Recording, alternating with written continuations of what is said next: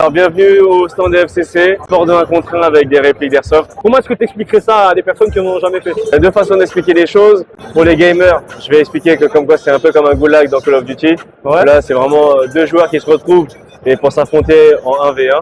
Le premier qui est touché, il lève la main et il est mort entre guillemets. Et pour les novices, c'est très simple, c'est un sport de 1 contre 1 avec des répliques d'Airsoft. Un joueur d'un côté gauche, un joueur côté droit. Et le premier joueur qui va être touché, il lève la main et puis on passe à la manche suivante. Vous faites des compétitions dans ça? Il y a une ligue qui a été créée avec plusieurs événements dans l'année et à chaque titre il y a un cash prize avec une ceinture qui est mise en jeu à chaque fois. Il y a aussi une compétition nationale où il y a la Coupe du Monde chaque année et là la première Coupe du Monde qui a eu lieu en juillet 2025. Moi en tant que capitaine j'ai leadé l'équipe et la France est championne du monde. Pour une personne qui veut par exemple faire ce genre d'activité, est-ce qu'il faut que je fasse partie d'une équipe, etc.?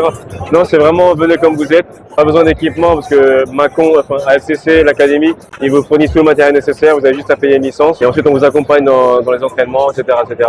Un peu comme une association. Qu'est-ce qui a fait que toi tu t'es mis dans ça? Je fais de l'airsoft depuis presque 10 ans. Lorsque Théo Hesman, le fondateur, a créé ce sport-là, j'ai essayé, ça m'a plu et depuis je fais que du FCC. Après je fais aussi des compétitions en dehors de ça, 4 contre 4 et du 5 contre 5, mais le plus intéressant est le 1 contre 1 parce qu'on sent vraiment que le sport peut se professionnaliser. Bon, là il y a un système de VAR qui est mis en place où vraiment une victoire est légitime à chaque fois. Il n'y a pas de triche possible. C'est plus agréable aussi pour un spectateur de regarder un match de 1 contre 1 et aussi on peut suivre l'évolution de son joueur, tandis que les autres formats, c'est un peu plus compliqué à suivre. Est-ce que toi tu as des conseils à donner pour des gens qui débutent? Suivre son instinct, pas jouer avec la peur. C'est un sport vraiment basé sur l'instinct. Un joueur il est bon, c'est grâce à sa vision de jeu. Et donc si tu as une idée, tu veux faire tel mouvement, suis-le. Ne doute pas et joue, c'est tout. Un peu comme Mbappé, si tu perds l'aspect de t'amuser et de suivre ton instinct, bah tu deviens claqué. Un peu comme dans les jeux vidéo en fait. Totalement. Où est-ce qu'on peut vous retrouver?